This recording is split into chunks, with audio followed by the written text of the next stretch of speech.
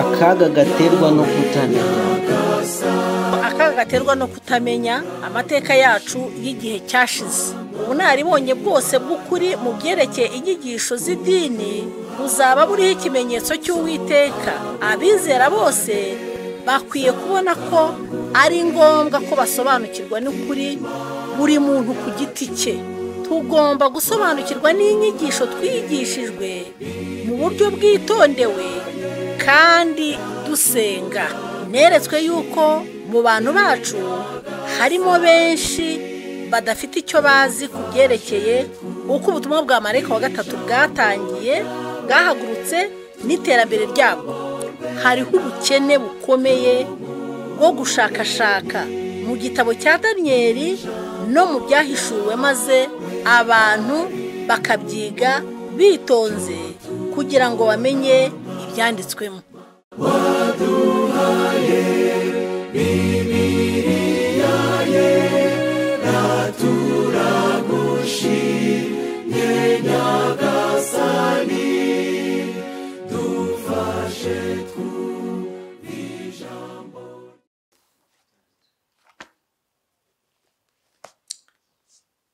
Nanone abo duhuriye kuri iyi nyakiramajwi cyangwa se kuri murongo w'umucyo w'isabato, nanone turabashuje mu izina rya Yesu. Amahoro y'Imana abane namwe, kandi Imana ibaho umugisha nanone kuba mwongeye gukurikirana ibyigisho byacu by'ivugurura ndetse no kumenya.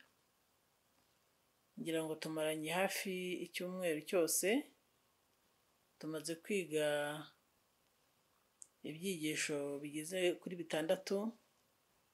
Uyu munsi turi ku musozo wacu w'ibi byigisho.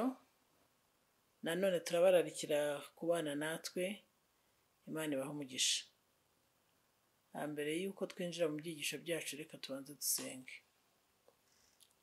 Data udukunda uri mu ijuru, Imana nziza, Imana y'urukundo n'amahoro, Imana yo kwizerwa, uhabwa icyubahiro.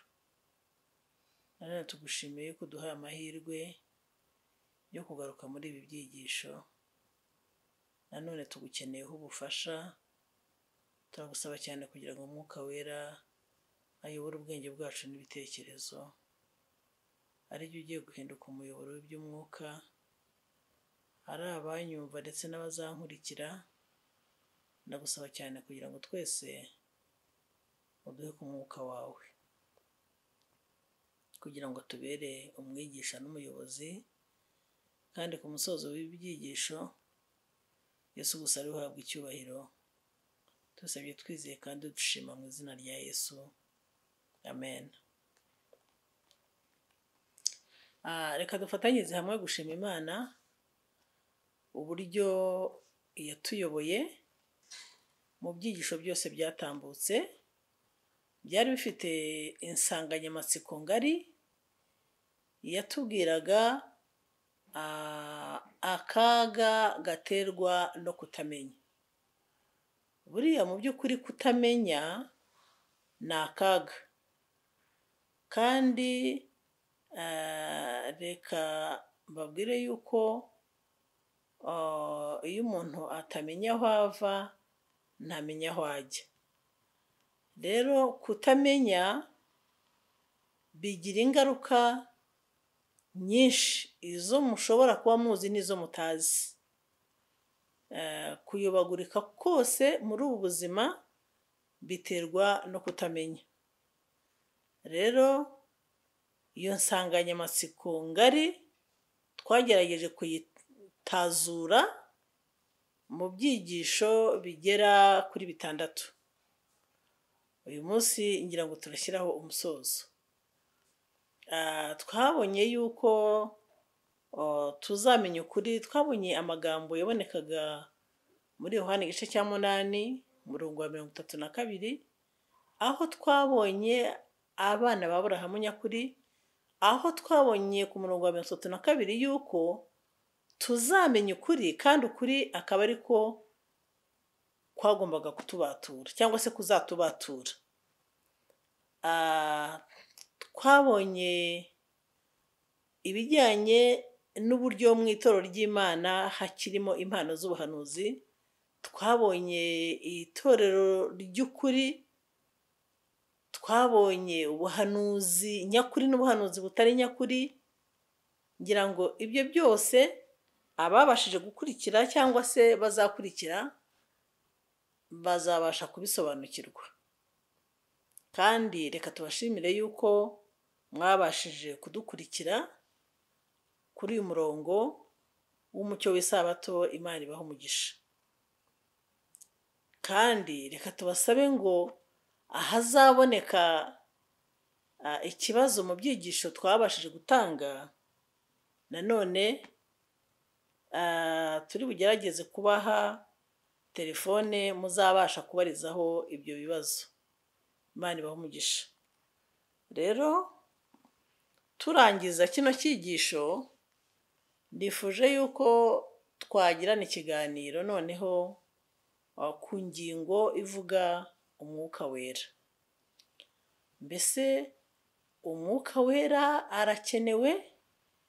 Ese umwuka wera imiterere ye ni iyihe? Ameze ate? Ese ni umwuka tujya twumva ukubita abantu hasi cyangwa utuma baboroga? Cyangwa se umwuka wera ni iki mu yandi magambo? Ariko tutari twinjira no mu byigisho, reka mbabwire yuko umwuka wera ari Imana. Umwuka wera ni Imana rwose mu buryo bwuzuye. Reka rero twinjirane mu cyigisho cyacu, kandi reka mbabwire ko icyigisho cyacu cyo kitugaragariza yuko mu gihe gisa nk'iki ngiki mu itorero ry'Imana dukeneye umwuka wera, cyangwa se mu yandi magambo dufite ubwo bukene bwa mwuka wera. Reka twinjire mu cyigisho cyacu. Turashingira icyigisho cyacu mu butumwa bwiza bwa Yesu ko bwanditswe na Yohana mu gice cya 7. Turasoma umurongo wa 37. Reka mbabwire ko iri ngiri ni ryo somo ry'urufunguzo rw'icyigisho cyacu. Ariko rero icyigisho cyacu turi bugishingire cyane cyane mu rwa 2 rw'Abami, igice cya 2, turahera ku murongo wa 1 turi bugeze ku murongo wa 19. Reka turebe isomo ryacu ry'urufunguzo. Umurongo wa 37. Nuko ku munsi uheruka w'iyo minsi mikuru, ari wo munsi uruta iyindi, Yesu arahagarara avuga cyane ati, umuntu nagira inyota aza aho ndi anywe. 38. Unyizera imigezi y'amazi y'ubugingo izatemba iva mu nda ye, nk'uko ibyanditswe bivuga. Umurongo wa 39. Ibyo yabivuze yerekeje ku mwuka wera uw'abamwizera bendaga guhabwa, ariko ubwo umwuka yari ataraza, kuko Yesu yari atarahabwa ubwiza. Imana ihabwa icyubahiro. Aya magambo y'urufunguzo rw'icyigisho cyacu ni amagambo akomeye cyane, ni amagambo yerekeza ku mwuka wera, nk'uko isomo rirangiye ritubwira ngo ibyo yabivuze yerekeza ku mwuka wera uw'abamwizera bendaga guhabwa. Bivuze ngo bari bataramubona kubera ko yari atarahabwa iki? Yari atarahabwa ubwiza. Igitambo cya Yesu cyari kitaremerwa, ariko ubwo cyagombaga kwemerwa, Yesu yagombaga gusohoza isezerano yari yarasezeraniye intumwa ze, ababwira ati birakwiye ko ngenda, kuko nintagenda umwuka wera atazaza. Rero amaze kujya mu ijuru koko nk'uko yari yarabisezeranye, igitambo cye kimaze kwemerwa yaboherereje umwuka wera. Imana ihabwa icyubahiro. Kandi reka tugaruke kuri uriya murongo wa 37 havuga ngo nuko ku munsi uheruka w'iyo minsi mikuru ari wo munsi uruta iyindi. Ku munsi uheruka w'iyo minsi mikuru, iyo minsi mikuru se ni iyihe? Iyo minsi mikuru yari iminsi mikuru y'abayuda, yari iminsi mikuru y'ingando. Muri Israheli, Abisiraheli gatatu mu mwaka bajyaga i Yerusalemu mu minsi mikuru y'idini. Rero umunsi w'ingando wari umwe muri iyo minsi mikuru. Nimujya gusoma iki gice cyose cya 7 cya Yohana, muzabona uburyo ki bene se wa Yesu bagiye mu minsi mikuru y'ingando bakamusaba ko bajyana, akababwira ati mwebwe igihe cyanyu kirahari, ngewe igihe cyanjye ntikiragera. Ntago yashatse ko bajyana, ariko ukomeje gusoma muri iki gice ubona ko igihe cyageze akaza kugenda abantu bose bamaze kuva mu mayira, ngo nuko akagenda mu tuyira duto, mu tuyira tw'imihora, adashaka ko hari umuntu bajyanirana mu nzira. Nuko usomye no mu gitabo cy'uwifuzwa ibihe byose, aho batubwira iminsi mikuru y'ingando, batwereka uburyo ki ngo abari Yerusalemu bari bamutegereje mu bitekerezo byabo, baribazaga bati se uyu nguyu we ari hehe? Ariko mu by'ukuri si uko bamwifurizaga icyiza, kuko n'ubundi bihe byinshi bagiye bashaka kugira gute, bagiye bashaka kumwica. Nuko batamubonye muri iyo minsi mikuru, batekereza yuko yasuzuguye iminsi mikuru y'idini, ariko byarangiye agiyeyo. Ageze no muri iyo minsi mikuru, ijambo ry'Imana tugaragariza yuko iminsi mikuru y'abayuda yari ikonje, ntacyo yamariraga abantu, yari yarahindutse nk'imihango, ntawe yari yaratakaje umwimerere wayo. Kandi iyo minsi mikuru y'ingando yabamenyeshaga uburyo Imana yababereye nziza, uburyo Imana yabaga yari yarabarinze, noneho bakajya muri iyo minsi mikuru bagiye gushima Imana. Rero iyo minsi mikuru yari yaratakaje agaciro kayo. Nuko igihe runaka kigeze, Yesu aragenda ahinguka mu gikari Yerusalemu, bagiye kubona babona araromboreje, aratambutse, atangira kwigisha.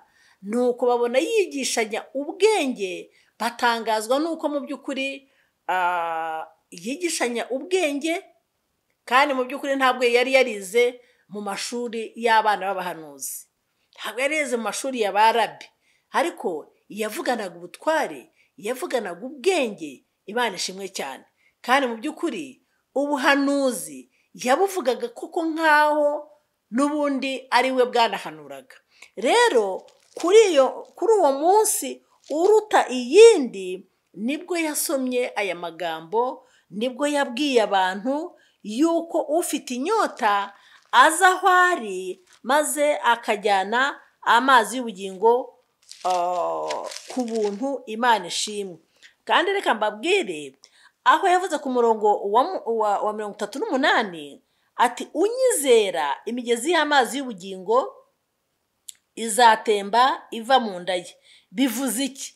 Bivuze yuko umuntu wakira imbaraga y'Imana cyangwa wakiriye Mwuka Wera, mu by'ukuri birashoboka yuko yaba intandaro yo kugira ngo n'abandi bawakire. Amazi y'ubugingo yava kuri we ajya ku bandi. Nicyo Yesu yashakaga kuvuga. Ndetse nibyo turi burebe cyane dushingiye ku cyigisho cyacu, ko nababwiye ko kiri bushingire mu rwa 2 rw'Abami, igice cya 2 guhera ku murongo wa 1 kugeza ku murongo wa 19, ngo turebe uburyo ki umuntu wari ufite Mwuka Wera byabaye intandaro kugira ngo uwo mwuka ugere no ku bandi. Rero hari aho navuze yuko Mwuka Wera ari Imana, niko kuri Mwuka Wera ni Imana. Reka turebe ikiduhamiriza ko Mwuka Wera ari Imana. Ayo magambo dushobora kuyabona no mu Itangiriro igice cya 1 murongo wa 1, aho ijambo ry'Imana rivuga ngo umurongo wa 2 ngo isi yari itagira ishusho, yariho ubusabusa, umwijima wari hejuru y'imuhengeri, maze umwuka w'Imana yagendagendaga hejuru y'amazi. Imana ihabwa icyubahiro. Rero umwuka wera ni Imana. Umwuka wera ni iki? Ni Imana. Mu rwandiko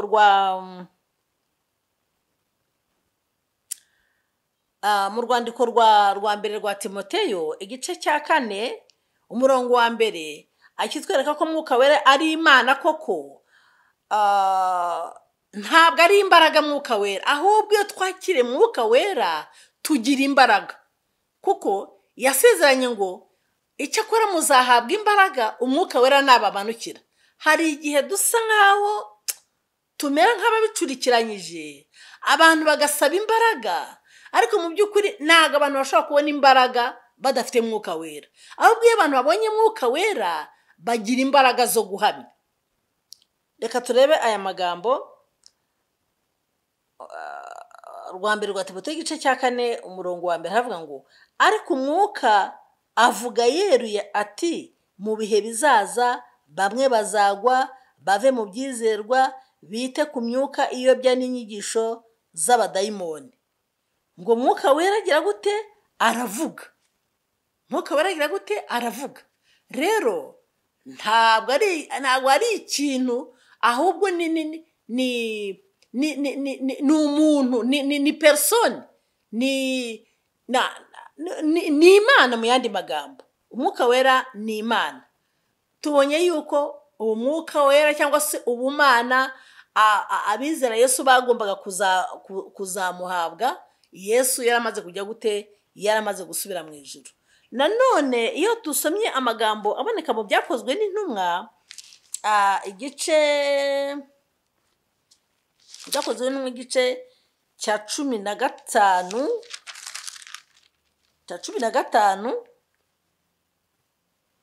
ahavuga urwandiko itorero ryandikiye abanyamahanga igihe bari mu nama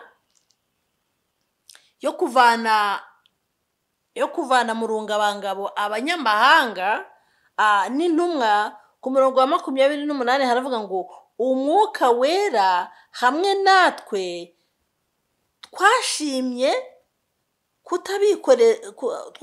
kutabikoreza undi mutwaro wose keretse ibi bikwiriye. Mwakomeza mugasoma n'ahakurikiye. Icyo nashaka kugaragaza ni uko umwuka wera ari Imana, ni uko umwuka wera avuga, ni uko umwuka wera yaturemye. Imana ishimwe. Kandi noneho muri Yohana igice cya 16 umurongo wa 8 avuga ngo ubwo umwuka wera azaza azatsinda ab'isi. Rero mu by'ukuri ntabwo tubona yuko ari umwuka ukubita ahantu hasi, ntabwo tubona ko ari umwuka utuma abantu basakuza cyangwa bavuga amagambo atumvikana. Abandi bakavuga ngo bavuze indimi ngo kubera ko buzuye umwuka wera. Ariko iyo tugiye mu Rwanda rwako n'igice cya 14 naho tuhasanga yuko indimi zivugwa ari indimi ziba mu isi, ari indimi zimenyekana. Igihe intumwa zahabwaga mwuka wera, ijambo ry'Imana riratubwira ngo abantu bagiye babumva mu ndimi zabo zakavukire. Rero mu by'ukuri umwuka wera ni Imana. Imana ishimwe cyane. None rero icyo twashatse kitugaragariza yuko itorero rikennye iyi Mana. Itorero rikennye iki? Rikennye iyi Mana. Kandi reka mbabwire ko mu by'ukuri buriya ububyutse mu itorero, mu itsinda, bushobora kuva ku muntu umwe, itsinda ryose ikarangiza rikongejwe, kubera yuko ijambo ry'Imana ryatubwiye ngo azatemba ava mu nda yanyu. Ni ukuvuga ngo uwo mufite ashobora kuva kuri uwo nguwo akagera ku bandi.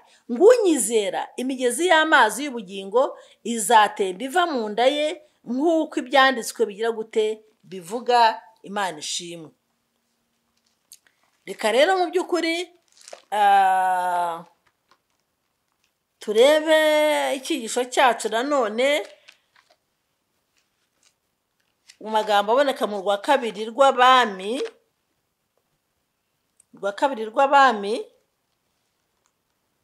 igice cya kabiri urwa kabiri rw'Abami, igice cya kabiri, tugiye kureba uburyo ki Eliya umuntu w'Imana yari ari mu mwuka w'Imana, kandi ko uwo mwuka wari uri muri Eliya wagiye no muri Elisa. Imana ishimwe. Imigezi y'amazi y'ubugingo yatembye iva muri Eliya ijya muri Elisa. Imana ishimwe. Reka tuze turebe ayo magambo.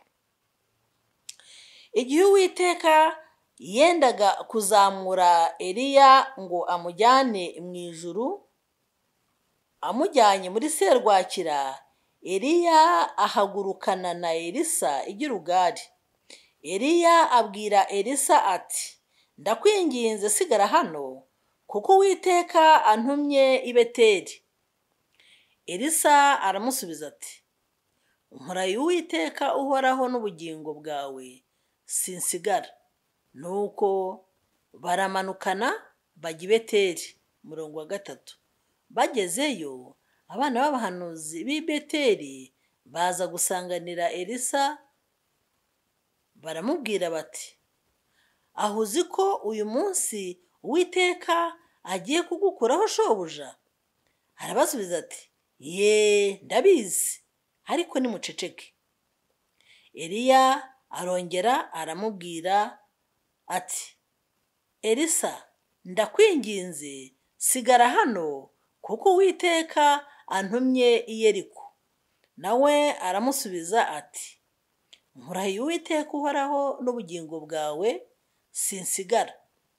Nuko bajya i Yeriko. Bagezeyo, abana b'abahanuzi b'i Yeriko basanga Elisa, baramubaza bati, aho uzi ko uyu munsi Uwiteka agiye kugukuraho shobuja? Arabasubiza ati, ye, ndabizi, ariko nimuceceke. Eliya arongera aramubwira ati, ndakwinginze sigara hano, kuko Uwiteka antumye kuri Yorodani. Nawe aramusubiza ati, nkurahiye Uwiteka uhoraho n'ubugingo bwawe, sinsigara. Nuko barajyana bombi, maze bakurikirwa n'abana b'abahanuzi 50. Baragenda bahagarara kure aho babitegeye, ariko ubwabo bombi bageze kuri Yorodani barahagarara. Umurongo wa 8. Eliya yenda umwitero we, arawuzinga, awukubita amazi, yigabanyamo kabiri, amwe ajya ukwayo, ayandi ukwayo, bombi bambukira ahumutse. Bageze hakurya, Eliya abwira Elisa ati, nsaba icyo ushaka cyose, ndakigukorera ntaratandukana nawe. Ndagira ngo aha hantu muze kuhashinga agati. Ngo yamubwiye ngo iki? Yaramubwiye ati, nsaba icyo ushaka cyose, ndakigukorera ntaratandukanywa nawe. Elisa aramusaba ati, ndakwinginze, ndaga imigabane 2 y'umwuka wawe. Ngo amuraga imigabane ingahe? 2 y'umwuka we. Ni ukuvuga ngo muri Eliya hari harimo imigabane 2 y'iki? Y'umwuka w'Imana. Ndagira ngo nkuko mubizi, murabizi abamenyereye mu mvugo tuvuga ijyanye n'ibyanditswe n'umwuka w'ubuhanuzi, tuzi ko hariho umwuka ku rugero rw'imvura y'umuhindo, n'umwuka ku rugero rw'imvura y'iki? Y'itumba. Rero iyo migabane yose yari iri muri Eliya. Rero Elisa nawe yamusabaga kuri iyo migabane y'umwuka yari iri hehe? Yari iri muri Eliya. Eliya aramusubiza ati, uransaba ikiruhije cyane. Icyakora numbona nkigukurwaho birakubera bityo, ariko nutambona siko biri bubi. urumva mu by'ukuri Eliya asa nkaho yabwiye Elisa yuko agomba kuba maso, akamuhanga amaso ku buryo nagenda ibiri muri Eliya biri buhite bijya muri Elisa. Imana ishimwe. Reka mbabwire yuko natwe tugomba guhanga Yesu amaso, tugomba guhanga Yesu amaso, kandi reka mbabwire yuko ibiri muri Yesu yabiduhayeho nk'impano, ariko turamutse tubanye nawe tukamwitegereza tukagendana nawe intambwe ku ntambwe, Imana cyangwa se Yesu intwaro zose yatsindishije cyangwa yaneshejeje zaba izacu. Imana ihabwa icyubahiro, kuko Yesu ibimurimo yifuza kubiduha. Imana ishimwe. Ese muri we harimo iki? Muri we harimo agakiza, muri we harimo ubugingo, kandi ibyo ngibyo nibyo yifuza kuduha. Arashaka kuduha umugabane w'ubumana umurimo. Imana ihabwa icyubahiro. Reka tuze turebe uko byagenze. Barakomeje baravuga ku murongo wa 11 ngo bakigenda baganira haboneka igare ry'umuriro n'amafarashi y'umuriro birabatandukanye. Nuko Eliya ajyanwa mu ijuru muri serwakira. Reka mbabwire ko nubwo Elisa yagendaga aganira na Eliya, ariko Elisa ntabwo yigeze ateshuka ku ntego yari afite, yakomeje kumwitegereza nk'uko yari yabimubwiye. Reka mbabwire, iyo twize ijambo ry'Imana ntitukomeze kurigarura muri twe cyangwa ntituryigiye ko bwije nuko bukeye, biroroshye ko ryatuvamo. Urugero ruboneka mu gitabo cy'ubufuzwe ibihe byose, Yesu ajya muri Pasika, ijambo ry'Imana tubwira yuko yajyanye n'ababyeyi be, iminsi mikuru yarangira abantu bagataha, Yesu akisigarira mu rusengero ari kujya impaka n'abatambyi, ababyeyi be bakitahira. Mu gihe runaka bagera imbere bakibwira ngo kuko yajyanye n'igikundi cy'abantu, maze ngo bageze mu rugo basanga ntawe uhari. Umwuka w'Imana atubwira yuko bamutakaje mu kanya gato, ariko byabatwaye igihe kinini kugira ngo bongere kumubona. Rero uko niko bigenda iyo twize ijambo ry'Imana, ntitukomeze kubana naryo, ntitukomeze kurisubiramo mu ntekerezo zacu, ntitukomeze kuryuza. Mu gihe gito turaritakaza. Rero Elisa nawe nubwo yagiye aganira na Eliya, ariko ibitekerezo bye, umutima we wari uri ku cyo ashaka.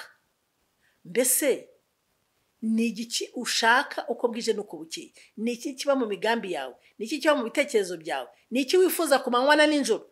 Ese nuko Imana yahinduye imibereho yawe, nuko yahinduye imico yawe, nuko yahinduye ingeso zawe, nuko yakuza Mwuka Wera? Niba ariyo migambi ufite, bizakubera nk'uko wizera. Imana ihabwa icyubahiro. Rero Elisa ntabwo yigeze ahusha intego, nk'uko Eliya yaramubwiye ngo nukomeza ukandeba birakubera gutyo, uragabana ku mwuka, ku migabane ibiri y'umwuka undimo. Kandi uko niko byamugendekeye. Imana ishimwe. Tugeze ku murongo wa 12. Elisa abibonye arataka ati, data data, wabereye Israheli amagare n'amafarashi. Nuko ntiyongera kumubona ukundi, maze afata umwitero we awutanyaguramo kabiri, atoragura n'umwitero Eliya ataye, asubirayo. Ngo atoragura umwitero ataye agira gute? Asubirayo. Mbega amagambo akomeye.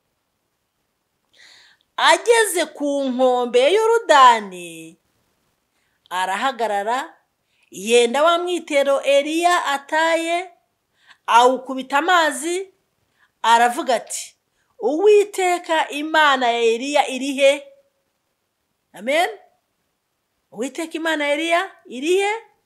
Amaze gukubita amazi yigabanyamo kabiri, amwe ajya ukwayo ayandi ukwayo. Elisa aherako arambuka. Maze ba bana b'abahanuzi b'i Yeriko bari bamwitegeye, bamubonye baravuga bati umwuka wa Eliya uri muri Elisa. Imana ishimwe cyane. Ngo umwuka wari uri muri Eliya uri muri nde?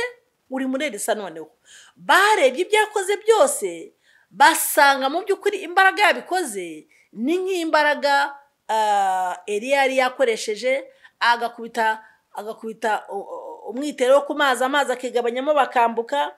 Nuko nawe yizeye Imana yari iri muri Eliya, abigenza nk'uko yabigenje. Nuko n'abandi bahita babona yuko umwuka wari uri muri Eliya uwo mwanya noneho uri muri Elisa. Imana ihabwa icyubahiro. Reka nongeye kubabwira yuko nitwizera Imana, nitunywa ku isoko y'ubugingo, amazi y'ubugingo azatemba ava muri twe agere no ku bandi. Imana ishimwe. Umurongo nuko baza kumusanganira, bamugezeho, bamwikubita imbere. Ngo bagira gute? Bamwikubita imbere. No kubera iki bamwikubita imbere? Nuko harimo umwuka w'Imana, nuko bamubonyemo imbaraga zidasanzwe. Baramubwira bati abagaragu bawe turi kumwe n'abagabo bakomeye 50. Noneho bahise bibona nk'abagaragu be. Kubera iki? Kubera ko yari arimo Imana. None turakwinginze, reka bajye gushaka shobuja, ahari umwuka w'Uwiteka yaba yamuteruye akamujugunya ku musozi muremure cyangwa mu kibaya. Aravuga ati oya, ntimubohereze.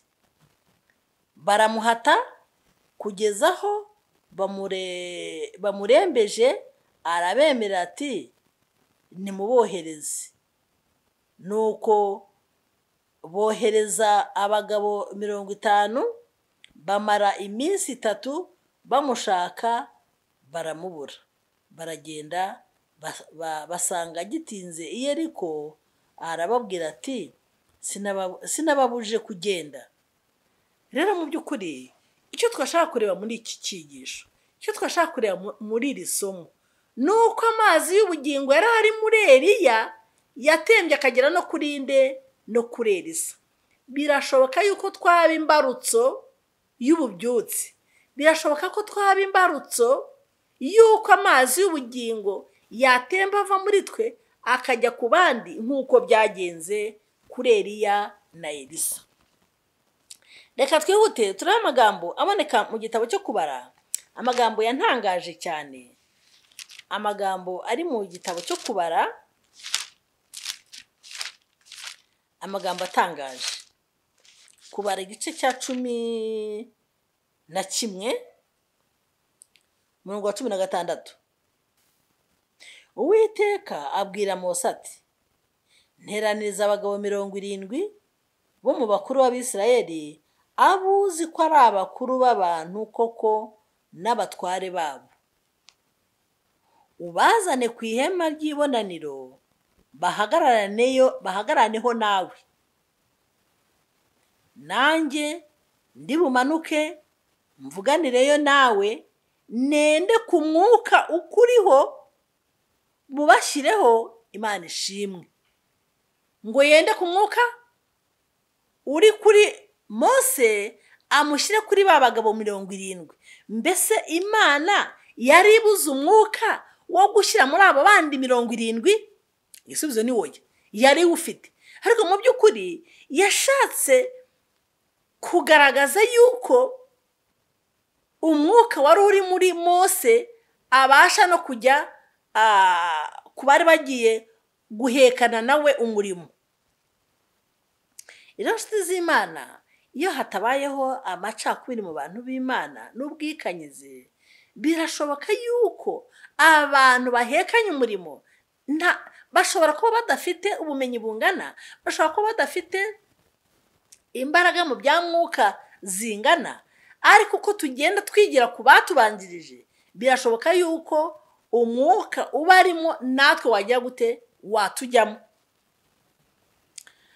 Yesu nawe yaravuze ati nende ku mwuka ukuriho mubashyireho, nabo bazajya bahekana nawe uwo mutwaro w'abantu, we kuwuheka wenyine.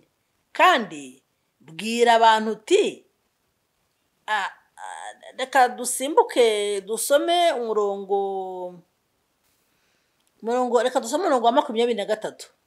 Uwiteka abwira Mose ati, mbese amaboko y'Uwiteka abaye magufi, none urareba yuko ijambo ryanjye rigusohorera cyangwa ritagusohorera. Umurongo wa 24 niwo nashakaga cyane. Mose arasohoka abwira abantu ayo magambo y'Uwiteka, kandi ateranya abagabo 70 bo mu bakuru b'abantu, abagotesha ihema ryera. Uwiteka amanukira muri cya gicu avugana nawe. Yavuganye nande? Yavuganye na Mose. Yenda ku mwuka umuriho amushyira kuri abo bakuru uko ari 70. Imana ishimwe. Ngo yenda ku mwuka umuriho maze awushyira hehe? Awushyira muri ba bakuru 70. Nuko umwuka abaguyeho barahanura, bagarukiraho. Imana ihabwa icyubahiro. Mbese ngo uyu mwuka wera atuguyeho cyangwa yatujemo bigenda gute? Turahanura. Abakuru 70 nabo umwuka w'Imana yabajemo bagira gute? Barahanura. Reka mbabwire yuko ubuhanuzi bw'ukuri buturuka ku mwuka wera. Nk'uko twabonye yuko nta buhanuzi buzanwa n'ubushake bw'umuntu, ahubwo ko abavugira Imana bavugiraga Imana bashorewe n'iki? Bashorewe na mwuka wera. Ayo magambo twabonye mu rwa 2 rwa Petero igice cya mbere guhera ku murongo wa 21 niho hari ayo magambo. Rero icyo tubonye nuko Imana yenze ku mwuka wari uri kuri Mose ikawushyira muri ba bakuru, nuko bamara kuwakira ngo bakagira gute? Bagahanura. Imana ishimwe cyane. Reka tugende dusome ku murongo wa 29. Reka dukomeze ku wa 26. Maze mu ngando zabo hasigara abagabo 2, umwe yitwa Erudadi, undi yitwa Medadi. Umwuka abagwaho, kandi bari mu mubare w'abanditswe, ariko batavuye aho ngo bajye mu ihema ryera. Ibyo ngibyo byari byabereye ku ihema ryera, ariko bo ntago bari bahavuye, ahubwo bari basigaye mu rugo bahanurira aho mu ngando. Ngo bagira gute? Nabo barahanura. Nose byagenze gute? Nabo umwuka wera yabagezeho. Baravuze ngo umuhungu w'umusore agenda yiruka abwira Mose ati, Erudadi na Medadi barahanurira mu ngando. Yosuwa mwene Nuni wari umufasha wa Mose uhereye mu busore bwe aramubwira ati, databuja babuze. Ngo agira gute? Ngo babuze. Reka mbabwire yuko nta muntu ushobora kuzimya uwaka, nta muntu ushobora gukoma mu nkokora umurimo w'Imana. Uriya musore witwa Yosuwa ngo yabwiye Mose ngo nababuze guhanura. Nuko murongo wa 29 aravuga ngo Mose aramusubiza ati, ninjye urwaniye ishyaka? Icyampa ab'ubwoko bw'Uwiteka bose bakaba abahanuzi, Uwiteka akabashyiraho umwuka we. Imana ishimwe cyane. Haleluya. Mbese aya magambo si meza? Aya magambo ni meza. Aya magambo ndifuza kuyasubiramo cyane. Mose yabonye ko mu by'ukuri Yosuwa atarwanya ishyaka ry'Imana. Noneho aravuga ati, mbese n'igihe urwaniye ishyaka aramubwira ati icyampa b'ubwoko bw'Uwiteka bose bakaba abahanuzi Imana ishimwe. Uwiteka akabashyiraho umwuka we. Mose asubirana mu ngando n'abakuru b'Abisiraheli. Reka mbabwire, iyo twakira impano y'Imana, iyo tubonye umwuka w'Imana, tuba duhindutse ibikoresho by'Imana. Iyo twakira umwuka wera, tugira imbaraga zo guhamya Imana. Uko niko byagenze. None se Yesu igihe aduhaga inshingano yo kuvuga ubutumwa, aravuga ngo nzabana namwe iminsi yose kugeza ku mperuka y'isi. Yagombaga kubana nabo mu buryo bwa mwuka wera. Rero icyo umugaragu w'Imana Mose yifuje ko abo ubwoko bw'Imana bose baba abahanuzi. Reka nanjye nifuze ngo abantu bose biyita ko ari abana b'Imana cyangwa biyita ko ari abakozi b'Imana cyangwa se umuntu wese ufite umutwaro w'uyu murimo, ndavuga umurimo w'ubutumwa bw'abamarayika batatu, ko Imana yamwuzuza mwuka wayo, Imana ihabwa icyubahiro. Twihuse tukajya muri Yesaya katurebe umugambi w'Imana. Yesaya, umugambi w'Imana ni ukuduha mwuka wera. Yesaya igice cya 11, Yesaya igice cya 11 umurongo wa mbere kugeza ku wa kabiri, turi busome no muri Luka igice cya 11 umurongo wa 9 kugeza ku wa 11. Yesaya hanura ibyerekeye Shami wa Yesaya. Umurongo wa mbere, mu gitsina cya Yesayi hazakomoka agashami, mu mizi ye hazumbura ishami ryere imbuto. Umurongo wa kabiri, umwuka w'Uwiteka azaba kuri we, umwuka w'ubwenge n'uw'ubuhanga, umwuka wo kujya inama n'uw'imbaraga, umwuka wo kumenya Uwiteka n'uwo kumwubaha Imana ishimwe. Uyu ni umwuka wuzuye abana b'Imana bagomba guhabwa. Abana b'Imana bagomba guhabwa umwuka w'Uwiteka, bagomba guhabwa umwuka w'ubwenge, bagahabwa umwuka w'ubuhanga, bagahabwa umwuka wo kujya inama, bagahabwa umwuka w'imbaraga, bagahabwa umwuka wo kumenya Uwiteka n'uwo kumwubaha Imana ihabwa icyubahiro. Kandi reka mbabwire yuko Imana yishimira kuduha mwuka wayo. Ijambo ry'Imana ritubwira ngo kuruta uko ababyeyi bifuza guha abana babo impano nziza, uko niko Imana yifuza kuduha mwuka wayo. Aya magambo reka tuyarebe muri Luka ubutumwa bwiza igice cya 11 umurongo wa 9. Baravuze ngo nanjye ndababwira nti musabe muzahabwa, mushake muzabona, mukomange ku rugi muzakingurirwa. Kuko umuntu wese usaba ahabwa, kandi ushatse abona, n'ukomanga agakingurirwa. Mbese ninde muri mwe ufite umwana yamusaba umutsima akamuha ibuye, cyangwa ifi akamuha inzoka, cyangwa yamusaba igi akamuha sikorupiyo? None se ko muzi guha abana banyu ibyiza kandi muri babi, so wo mu ijuru ntazarushaho rwose guha umwuka wera abamumusabye?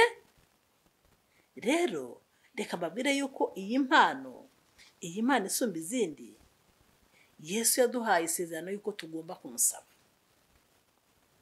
tukamushaka, tukamusabira, tukamwingingira, kandi tukamwizera, kandi ngo tuzamuhabwa. Imana ihabwa icyubahiro.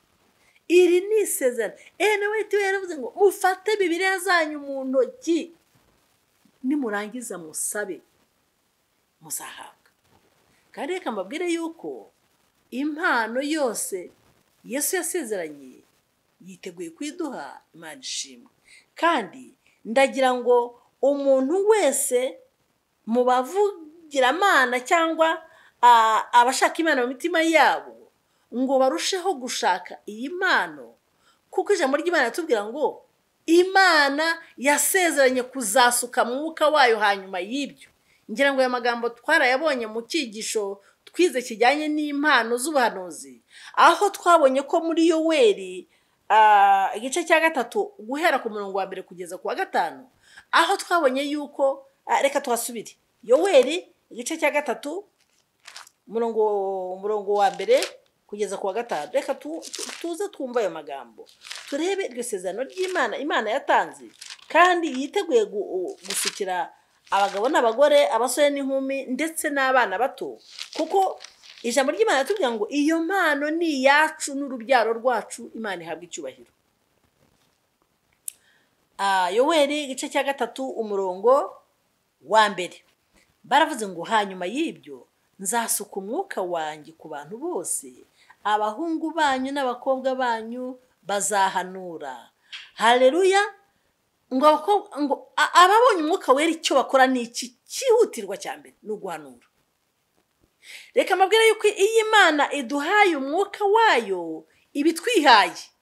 Iyi Imana iduhaye umwuka wayo ibinaduhaye inshingano. Ese mwari muzi ko nta muntu ukwiye kuyobora abandi adafite umwuka w'Imana? Turi bubirebe. Hanyuma y'ibyo nzasuka umwuka wanjye ku bantu bose, abahungu banyu n'abakobwa banyu bazahanura, abakambwe banyu bazarota, n'abasore banyu bazerekwa, ndetse n'abagaragu banjye n'abaja banjye nzabasukira ku mwuka wanjye muri iyo minsi. Imana ishimwe cyane. Imana yarabisezeranye yuko izuzuza umwuka wayo kuba mumusabye, kuruta uko ababyeyi batari na beza bifuza guha abana babo impano zimeze gute? Impano nziza. Nshuti z'Imana, reka mbabwire yuko mu itorero ry'Imana ubu bukene buhari, ubukene bwa mwuka wera. Kandi reka mbabwire, nta n'andi mababa tuzamera kugira ngo tujye mu ijuru. Niki kizabaho?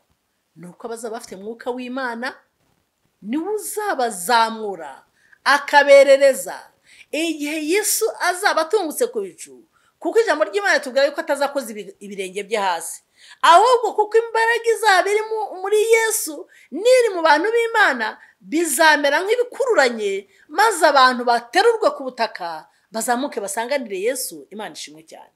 Rero ni ingenzi yuko abantu b'Imana bagabana kuri iyi mpano, bagabana kuri iyi mpano nziza, kugira ngo abashoboze guhamya Yesu, abashoboze gukora umurimo w'Imana. Imana ihabwa icyubahiro. Nshuti z'Imana, umwuka wera arakenewe cyane. Umwuka wera arakenewe cyane, ndetse arakenewe cyane kurenza uko tubitekereza. Ellen White we yaravuze ngo kuki mutaganira ku by'iyo mpano? Aya magambo aboneka mu gitabo gito cyitwa Umwiteguro w'imvura y'itumba, ngo kuki mutamuganiraho, kuki mutabwiriza ibye? Ariko bese tujya tugira ikiganiro kuri iyi mpano? Ese tujya tugaragariza Imana ubukene dufite kuri iyi mpano? Nshuti z'Imana, ijambo ry'Imana yambwira ngo icyakora muzahabwa imbaraga umwuka wera nagira gute? Ndabamanukira. Kandi ngo iri sezerano ni iryanyu n'urubyaro rwanyu. Imana ishimwe. Reka turebe amagambo akomeye, amagambo nakunze aboneka mu gitabo cy'uwifuzwa ibihe byose. Reka tuze turebe ibijyanye n'iyi mpano, uburyo ki abantu bayobora ubwoko bw'Imana bakwiye kuba bafite umugabane kuri iyi mpano. Baravuze ngo ni ku ipaji ya 546 baravuze ngo amaze kuvuga atyo abahumekeraho ati nimwakire mwuka muziranenge, abo muzababarira ibyaha bose bazaba babibabariwe, kandi abo mutazabibabarira bazaba batabibabariwe. twitse gatoya. Twitse gato se gute? Ntabwo ari ukubabarira ibyaha nka kwa kundi abapadiri babasanga mu ntebe ya penetensiya ngo bakababarira ibyaha cyangwa bakabakiza ibyaha. Ntabwo ari cyo ijambo ry'Imana ryashatse kuvuga, ahubwo ryashatse kuvuga iki?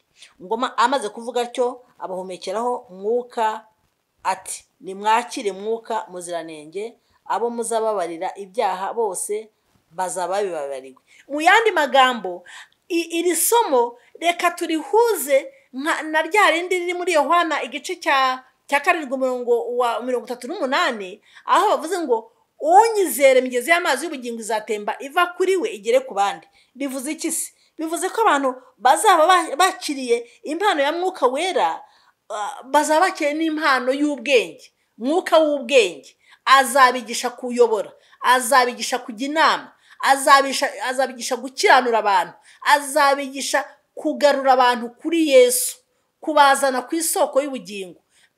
N'abanyabyaha baguye mu byaha, kubwo kubabwiriza ubutumwa bwiza, bazagarukira Yesu babe bababariwe ibyaha.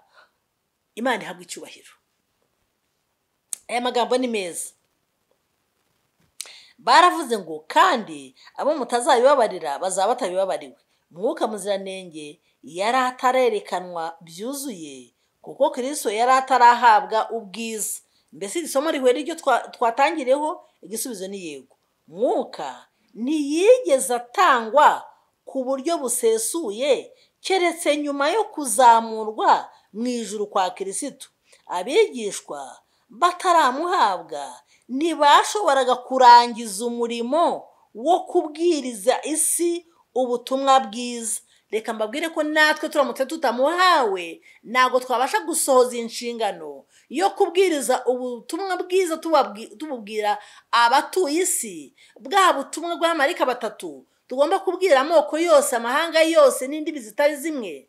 Turamutse tudafitiye impano ya mwuka wera ntabwo twabasha kubwiriza, ntabwo twabasha kurangiza uyu murimo. Rero n'abigishwa Imana yabahaye iriya mpano kugira ngo babashe gusohoza inshingano Imana yari igize gute, yari ibasigiye. Nyamara hano bahawe mwuka ku mpamvu zihariye. Imana ishimwe. Ngo abantu bahabwa mwuka wera ku mpamvu zihariye. Reka mbabwire yuko ntabwo umuntu ashobora gufata imodoka ngo ayuzuze sansi akore furutanka narangiza imodoka ajye kuyiparika. Oya, ahubwo iyo yujuje mazutu cyangwa esanse ayijyana ku murimo. Rero Imana yateganije ko abana bayo bazuzuzwa mwuka wera kugira ngo babashe kujya ku murimo, kugira ngo basohoze inshingano Imana yari yabahaye. Mbere y'uko abigishwa barangiza inshingano zabo zirebana n'itorero, Kristo yabahumekeyeho mwuka we. Imana ishimwe. Yarabahaye inshingano yera kandi yifuzaga ko bamenya ko badafite mwuka muziranenge batabasha kurangiza uwo murimo. Imana ishimwe cyane.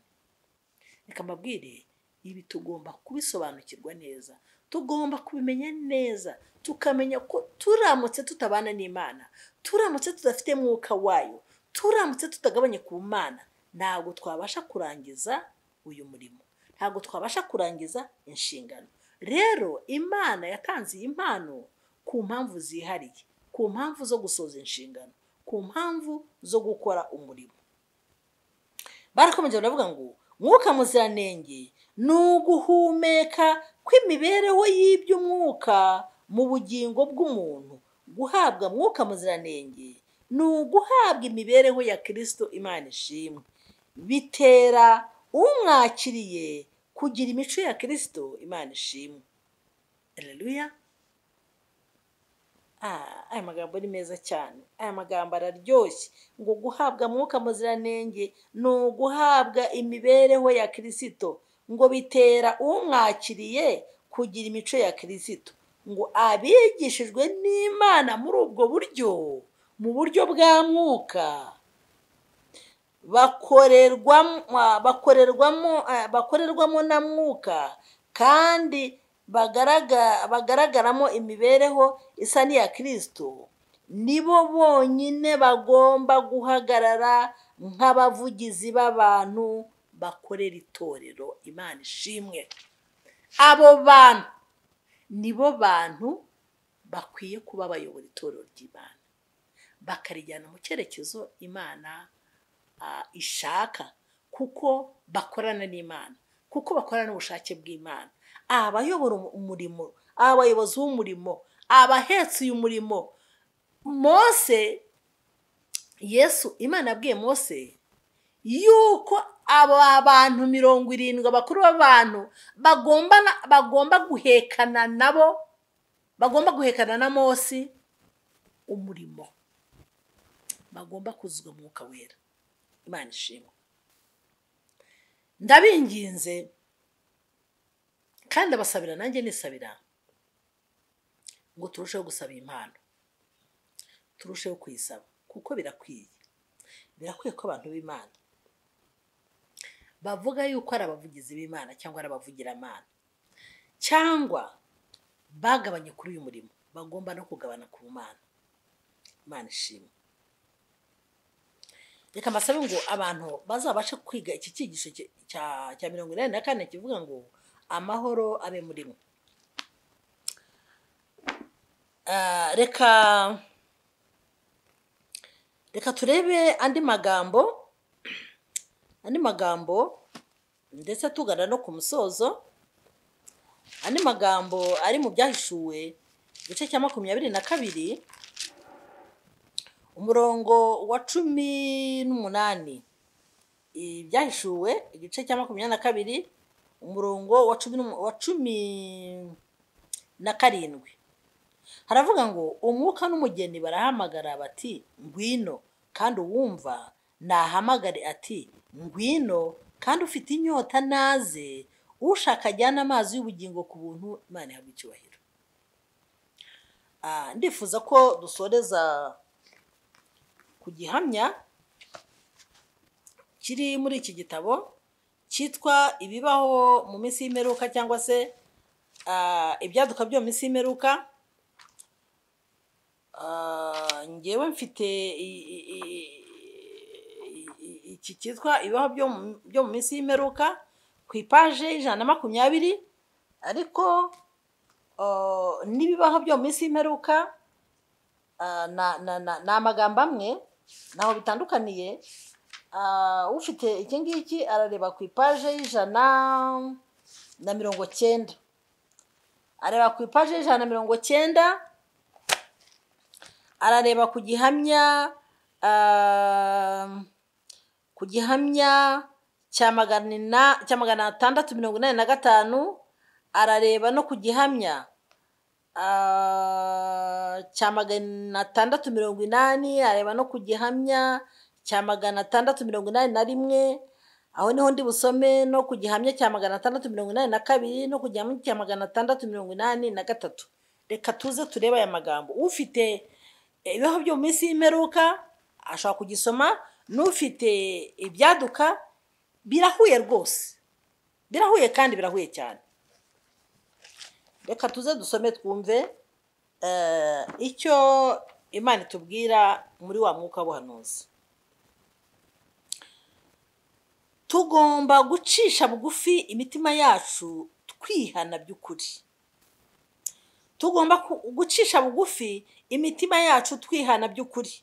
Iki ni icyangombwa kugira ngo tubashe kubona ya mpano.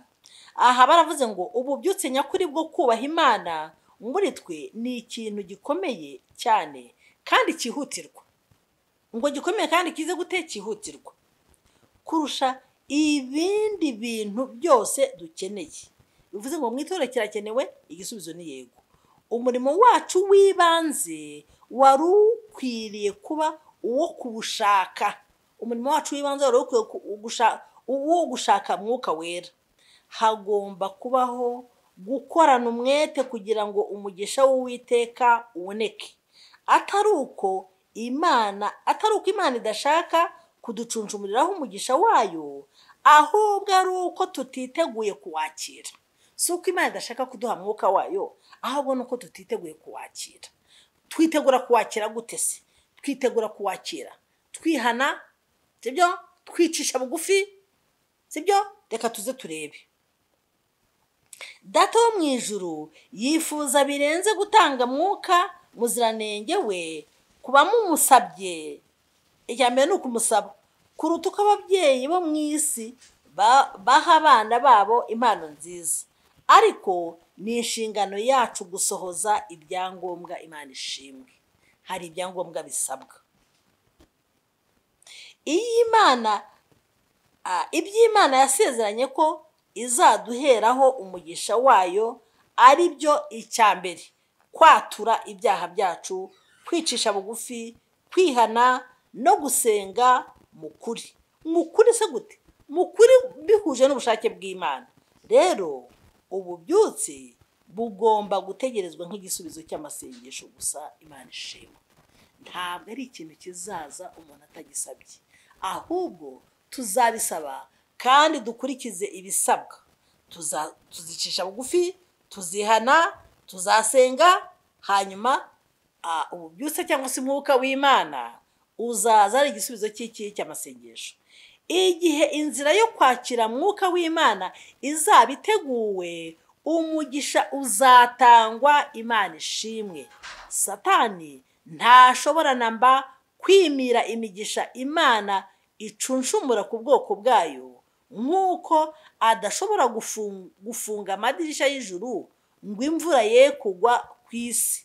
Uko Satani adashobora kuhagarika imvura, uko niko adashobora kubuza umwuka wera yuko aza ku bantu b'Imana. Tugomba gusengana umwete dusaba ko mwuka wera amanuka, nk'uko abigishwa basenze ku munsi wa Pentekote. Niba bari bamukeneye muri icyo gihe, twe tumukeneye bingana iki? Kumanukira itorero kwa mwuka wera biracyafatwa nk'ibitegerejwe mu gihe kizaza. Abantu bacyavuga ngo tuzahabwa, ariko ijambo ry'Imana icyo ritugaragariza ni uko n'uyu munsi tugize gute? Tumukeneye. Rero umuja w'Imana ngo yabonye ngo bigifatwa nk'aho ari ibyo mu gihe kizaza, ngo biracyafatwa nk'ibitegerejwe mu gihe kizaza, ariko ni umugisha ku itorero ko arimanukira ubu. Mumushake, mumusabe Imana, mumwingingire, kandi tugomba kumugira, kandi ijuru ritegereje kumudusukira. Imana ihabwa icyubahiro. Aya magambo yavanywe mu gitabo cy'ivugabutumwa paje 528, cyasohotse 2018. Rero aha baratugaragariza yuko urugero rwa mwuka wera tuzahabwa, ni ukuvuga ngo umuntu ashobora kumwakira ku rugero rwo hejuru, ku rugero rukurikiyeho. Bibiliya yaravuze ngo ku rugero rutsindagiye, rucugushije. Rero bivuze ngo umuntu ashobora kwakira muke bitewe n'uko amushaka gake, akanakira mwinshi bitewe n'uko amushaka cyane. Bitewe n'uko amushaka cyane, kuko nicyo gitsika umutima we, nicyo cyifuzo, nicyo arangamiye, nicyo arota amanywa n'ijoro. Baravuze ngo urugero rwa mwuka wera tuzahabwa ruzangana n'urwo tumwifuzaho no kwizera dufite ko tuzamuhabwa. Tugomba kumusaba, ariko tukanizera ko tuzajya gute? Tuzamuhabwa. Ntabwo tugomba kumusaba tutanizera yuko Imana ibasha kujya gute? Ibasha kumuduha. Ndetse n'icyo tuzakoresha umucyo n'ubumenyi tuzahabwa. Nese tuzamuhabwa dukora iki? Tuzamuhabwa twicarire? Tuzamuhabwa twiryamire? Igisubizo ni wowe. Ahubwo tugomba kumuhabwa, ariko tukagira gute? Tukanamukoresha. Imana ishimwe. Reka mbabwire yuko Imana yari yarateganije yuko amaterano yose, yaba yo mu muryango, yaba yo mu itorero, yaba abantu bateranye mu buryo bw'itsinda cyangwa ahandi hari hose, umugambi w'Imana wari uko abantu b'Imana, Imana iyabamaniraho uwo mugisha. nanone ni amagambo aboneka muri iki gitabo, ariko nk'uko nababwiye no mu byaduka byo mu minsi y'imperuka ayo magambo arimo. Baranditse ngo kurarikirwa kuza mu materaniro kw'itorero, nko mu materaniro makuru, guterana kw'itorero ryo mu rugo no mu bindi bihe byose ahashobora kuboneka umurimo wo gukiza imitima ukozwe n'umuntu runaka, ni amahirwe Imana iba yatanze ngo itange imvura y'umuhindo n'iy'itumba. Imana ishimwe. Mu gihe icyo ari cyo cyose Imana ibishaka, niyo mpamvu yavuze ngo aho 2 cyangwa 3 bateraniye bagize gute mbamare. Rero kuhaba kw'Imana, kuganza kw'Imana, ni ukugira ngo Imana isoze amasezerano ya Mwuka Wera kubagize gute, kubiteguye kumuhabwa, kubujuje ibyangombwa byose byo kugira ngo bamuhabwe. Rero nshuti z'Imana, tugana ku musozo w'ibyigisho byacu, rwose icyo tubonye ni uko iyi mpano ikenewe kurenza uko umuntu yakwifuza ikindi kintu icyo ari cyo cyose. Nk'uko Elisa atigeze asaba icyubahiro cy'isi, nta kindi kintu cyera kirabona yasabye Eliya, ahubwo yamusabye ku mugabane w'umwuka we. Rero uko niko natwe bikwiye kuba ibitsika imitima yacu, kugira ngo Imana idusohoreze amasezerano, kandi irabishaka, yiteguye no kubiduha. Reka rero mbasabira nanjye nisabira, mbinginge nanjye niyinginga, nanjye nisabira, kugira ngo mu by'ukuri iyi mpano irusheho kutwuzura. Imana ihabwe icyubahiro. Kandi nanone ndarika umuntu wese wadukurikiye muri ibi byigisho, ndetse n'umuntu wese uzadukurikira, kugira ngo twongere kugira ubushake bwo kumenya, twongere kugira ubushake bwo kumenya, twongere kugira ubushake bwo kumenya, kuko ijambo ry'Imana ryatubwiye ko kutamenya bitera iki? Akaga.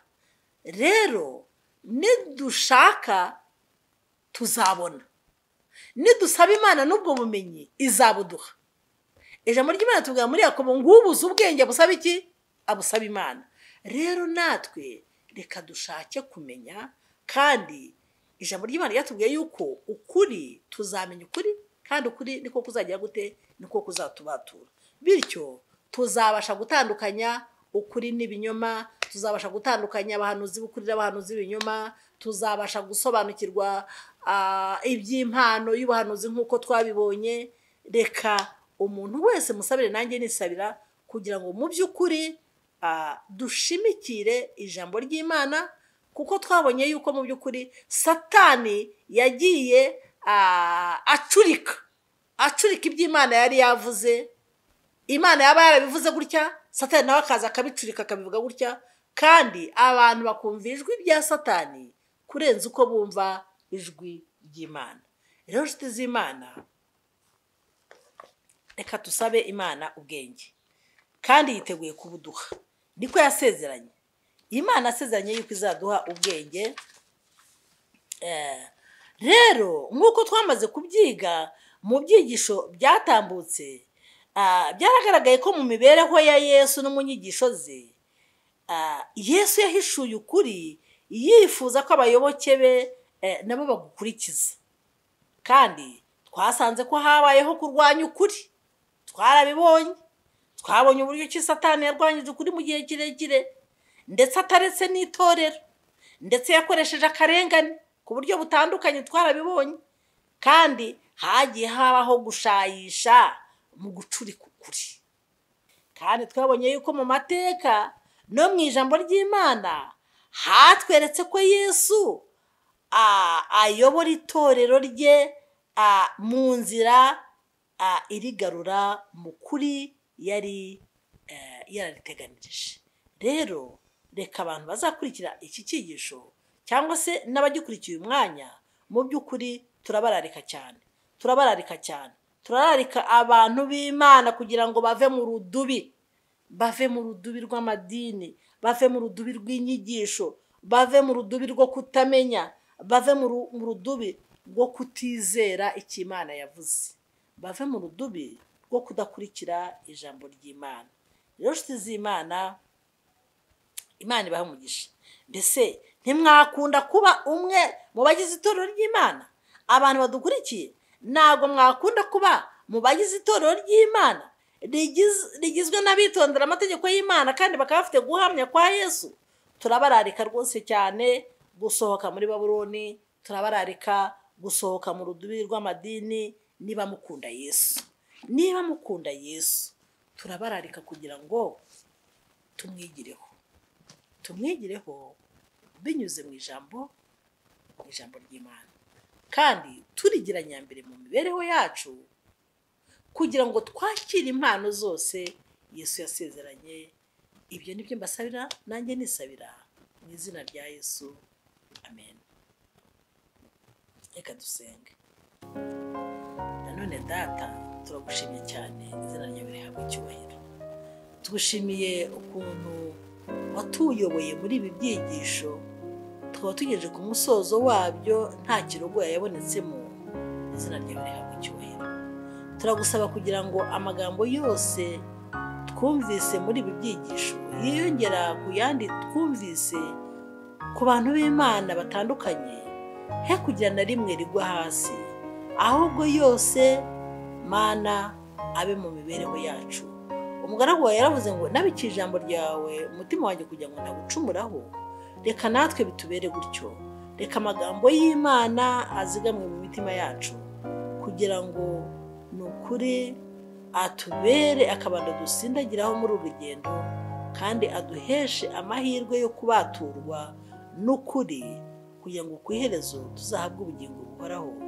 Ibyo ni byo sabye nizeye kandi nshima mu izina rya Yesu, amen.